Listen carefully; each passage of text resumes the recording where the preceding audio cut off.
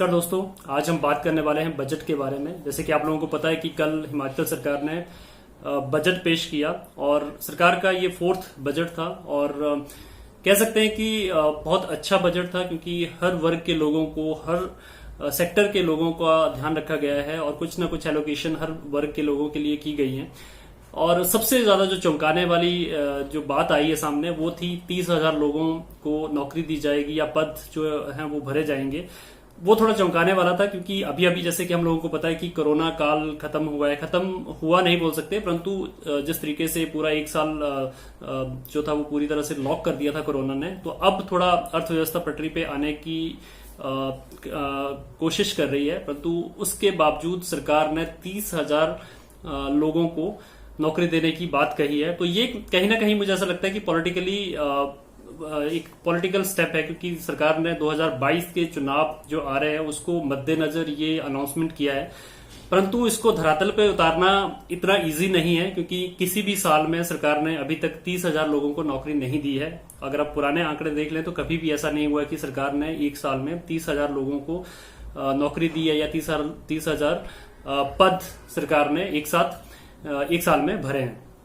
तो ये कहीं ना कहीं पूरी तरह से 2022 के जो चुनाव है हिमाचल प्रदेश में उनको लेकर उनको मद्देनजर रखकर ये घोषणा की गई है। और अगर ये जमीन पे आ जाता है, अगर सरकार 30,000 लोगों को जो है वो नौकरी दे देती है तो बहुत बड़ी पॉलिटिकल एक तरह से विजय हो जाएगी सरकार की, क्योंकि 2022 के चुनाव सर पर हैं और उससे पहले सिर्फ एक बजट पेश किया जाएगा। जो ये वाला बजट है इसमें कितना सरकार जो है वो धरातल पर लेकर आ पाती है, उसके बेसिस पे सरकार ने कैसा परफॉर्म किया है इस जो 5 साल में वो पता चलेगा। क्योंकि जो नेक्स्ट वाला जो बजट है, जो 2022 वाला जो बजट आएगा, उस समय चुनाव रहेंगे और जो नेक्स्ट बजट होता, जो लास्ट बजट होता सरकार का, तो सरकार उसमें कोई भी काम ऐसे नहीं बोलती कि वो अभी करने वाली है या फिर कुछ टाइम में करने वाली है या एक साल में करने वाली है। तो वो जो नेक्स्ट बजट पेश किया जाएगा सरकार उसको एक तरह से अगली जो 2-3 साल की जो कार्य प्रणाली होती है, अगले 2-3 साल में जो सरकार ने काम करना होता है उसको मद्देनजर या उसको सामने रखकर जो है वो बताती है। जैसे सरकार कोई अगर स्कीम लॉन्च करेगी तो वो आपको बताएगी, अगर 2022 में चुनाव है तो वो आपको बताएगी कि 24 या 25 में ये कंप्लीट किया जाएगा, ऐसे बोला जाएगा नेक्स्ट वाले बजट में। परंतु ये वाला जो बजट है ये एक साल का बजट है और ये कोशिश करेगी सरकार की इसमें सारी चीजों को वो धरातल पर लेकर आ पाए। अगर नहीं लेकर आ पाएंगे तो उसमें फिर सरकार का थोड़ा सा प्रॉब्लम आएगा चुनावों के टाइम में। परंतु जिस तरीके से बजट पेश किया है और कह सकते हैं कि बहुत अच्छा एक तरह से बजट है। हम कुछ पॉइंट्स को हम डिस्कस करेंगे, सारे पॉइंट्स डिस्कस नहीं कर पाएंगे, परंतु जितने पॉइंट्स हम डिस्कस कर सकते हैं, जो इंपॉर्टेंट पॉइंट्स हैं उनको हम डिस्कस करेंगे। तो सबसे पहले 30,000 जो नौकरी की बात की है सरकार ने, वो मुझे नहीं लगता कि वो हो सकता है क्योंकि ये पूरी तरह से चुनाव को देखते हुए किया गया है। तो इसमें विभिन्न वर्गों पे या विभिन्न क्षेत्रों में सरकार नौकरी देगी। ये पूरा डिटेल हमने ऑलरेडी वेबसाइट पे डाली हुई है। ये थोड़ा सा ज्यादा है, शायद ये नहीं हो पाएगा, परंतु फिर भी सरकार ने अभी चुनावों को देखते हुए ये लेकर आ गई है 30,000 को। तो इसके अलावा जो सरकार ने जो बड़ी अनाउंसमेंट की हैं, सरकार ने जैसे एचआरटीसी के लिए 377 करोड़ रुपए का प्रावधान दिया है। तो अगर उसको देखा जाए तो उसमें सरकार ने कहा है कि इलेक्ट्रिक बसों सहित 200 नई बसें खरीदी जाएंगी। तो ये इलेक्ट्रिक बसों सहित, अब इलेक्ट्रिक बसें हिमाचल में कितनी कामयाब हो पाएंगी ये थोड़ा सोचने वाली बात है। इसमें कोई स्पेसिफाई नहीं किया कि कितनी इलेक्ट्रिक बसें सरकार लेकर आएगी और कितनी नॉर्मल जो बसें अभी हैं वो लेकर ऐसी बसें लेकर आएगी, कितनी वॉल्वो है, कितनी नॉर्मल बसें रहती है वो है। तो वो सारी अभी उसमें डिटेल सरकार ने नहीं दी है, परंतु ठीक है, ये एक नॉर्मल सा एलोकेशन है। इसके अलावा जो सबसे बड़ी बात हम यहाँ पे बात करना चाहेंगे, स्वास्थ्य क्षेत्र में सरकार ने जिस तरीके से 3,016 करोड़ रुपए जो है वो का प्रावधान रखा है बजट में, बहुत जरूरी था क्योंकि ये एलोकेशन की अभी जैसे हमने पूरा एक साल देखा जिसमें काफी दिक्कतें आई है कोरोना की वजह से, और पूरे ये बोल सकते हैं कि ये तो अनएक्सपेक्टेड था कि ऐसा कुछ होने वाला है।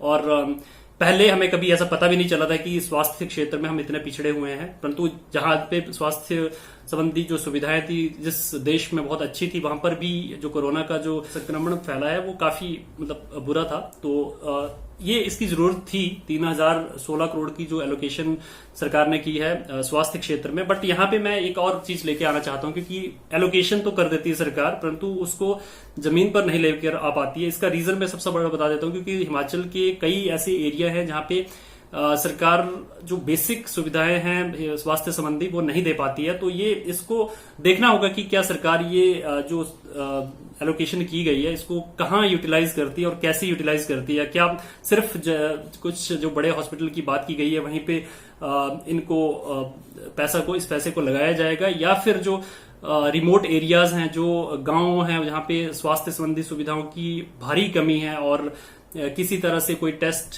या फिर किसी तरह की सुविधा नहीं है, वहां पर भी ये एलोकेशन किया जाएगा। ये देखना होगा, क्योंकि सरकार की अनाउंसमेंट के हिसाब से वो बाकी जो एक तो आईजीएमसी और बाकी जो बड़े हॉस्पिटल हैं उन पे पैसा लगाया जाएगा, परंतु बहुत जरूरी है कि जो रिमोट एरियाज हैं उसमें भी कुछ एलोकेशन की जाए, वहां पर भी स्टाफ और स्वास्थ्य संबंधी लोगों का वहां पर लोगों को सुविधा दी जाए। तो ये एक अनाउंसमेंट है, परंतु ये इसमें सरकार हमेशा फेल रही है, या चाहे ये सरकार हो, चाहे पिछली सरकार हो, या कोई भी सरकार हो, हिमाचल में स्वास्थ्य संबंधी जो रिमोट एरिया है वहां पे सरकार कुछ नहीं कर पाई है। तो ये एक बहुत बड़ा प्रॉब्लम रहा है। इसके अलावा अगर बात करें तो बहुत से सेक्टर में सरकार ने कोशिश की है कि कर्मचारी हैं उनकी जो पे स्केल है उसको थोड़ा सा बढ़ाया जाए। वो देखना होगा कि क्या ये कब शुरू होता है, तो ये एक बात रहेगी। इसके अलावा अगर कुछ जो मेन टॉपिक की हम बात करें तो उसमें जैसे महिला मंडलों और युवक मंडलों को 50,000 की राशि देने की बात की गई है। तो ये बहुत अच्छा स्टेप है, क्योंकि आजकल जो है पूरे क्षेत्र का पंचायत के अलावा जो काम करता है तो युवक मंडल जो है वो काफी आजकल सक्रिय है, और बहुत सारे काम जो युवक मंडल आजकल करता है पंचायत से मिलकर या फिर प्रशासन के पास जाकर, वो सारे काम जो है गांव में रिमोट एरियाज में युवक मंडल बहुत अच्छे काम कर रहे हैं। तो ये एलोकेशन एक बहुत अच्छा एलोकेशन है। इसके अलावा बाकी चीजें जो है वो काफी डिटेल में बहुत बड़ी जो बड़ी बड़ी बातें वो हम लोगों ने यहाँ पे डिस्कस कर ली हैं। इसके अलावा हमने ये भी आप लोगों के सामने रखा है कि जो मेन पॉइंट्स हैं, जैसे 20-22 पॉइंट्स हमने मेन जो पॉइंट्स है वो वेबसाइट पे डाले हुए हैं। तो himexpress.in पे जाकर आप ये सारी डिटेल पढ़ सकते हैं कि क्या क्या एलोकेशन किया गया है। हालांकि आप लोगों ने पहले ही पढ़ लिया होगा ये सब, परंतु अगर नहीं पढ़ा है तो आप यहाँ पे आकर वेबसाइट पे जाके आप पूरी डिटेल में पढ़ सकते हैं, या फिर आप हमारा फेसबुक पेज हिम एक्सप्रेस का फेसबुक पेज पे अगर आप जाएंगे तो वहां पर भी हमने डिटेल वहां पे शेयर की हुई है। अब हम बात करेंगे कि जो एलोकेशन किया गया है तो ऐसे कैसे हो गया कि अभी जैसे अर्थव्यवस्था पटरी पर नहीं आई है, कहीं भी मतलब हर जगह प्रॉब्लम है, बहुत से सेक्टर में जो है नौकरियां जा रही हैं, सरकार के पास पैसा आ नहीं रहा है, तो उसके बावजूद कैसे सरकार नौकरी देने या फिर इतना सारा एलोकेशन करने में कामयाब हुई है। तो मैं आप लोगों को बता दूं कि हालांकि हिमाचल सरकार कर्ज में डूबी हुई है, परंतु सरकार को ये करना था और ये करना ही पड़ेगा। उसमें देखो बहुत सारी चीजें होंगी जो कि शायद वो धरातल पर नहीं आएंगी, पर मैक्सिमम ट्राई करेगी सरकार की वो धरातल पर आए, क्योंकि इलेक्शन जब सर पे होता है तो सरकारें कोशिश करती है कि ऐसे काम हो जो कि विजिबल काम हो, जो लोगों को लगे कि ये काम किए गए हैं और इसकी वजह से इस सरकार को वापस आना चाहिए। तो इसलिए इतना सारा एलोकेशन किया गया है। तो हम देखेंगे कि क्या परिस्थिति रहती है, क्या कैसे ये काम हो पाते हैं या नहीं हो पाते हैं। बेसिस पे सरकार का ये जो 5 साल का कार्यकाल है उसको जज किया जाएगा और लोग उस बेसिस पे वोट देंगे।